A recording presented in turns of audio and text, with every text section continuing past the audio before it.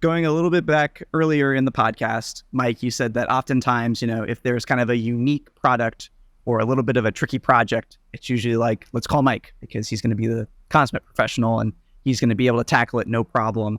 What are some of your strategies when you first, get into a new project for the first time? Well, no matter what kind of testing you do, and I preach this continuously, know the product. You can't run a good test, whether that's an alpha test, whether that's a beta test, whether that's any automation testing. That doesn't matter what kind of testing you're doing.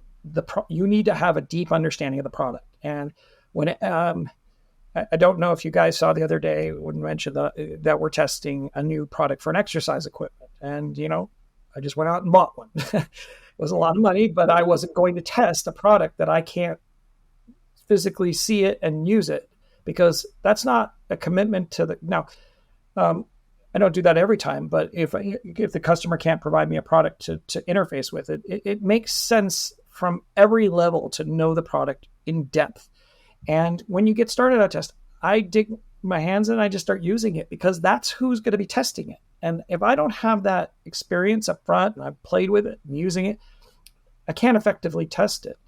And, sometimes those things are things that I don't necessarily have an immediate interest. I may not be excited about, testing every product that I get, but I still go and use it. And then I find something great about it or interesting or fun. I try to keep my curiosity piqued about anything. If I test for a shipping company, I don't ship every day, but I know what shipping is, and I do ship things. So then I just try to find something interesting about it to pique my interest, so that I want to spread my hands around it and mess about and look at it. So then when I get ready to write a test plan and I design a project and I think about it, I understand what the issues are that people are using and what they feel about it. And then from that is the best launch pad to getting there. And that can burn you a little bit. Sometimes people get a little too close to the product. Sometimes they're deeply invested in the product, like if you've developed your own product and you're trying to test it. So sometimes you might need to have somebody help you step outside if you're too invested in it.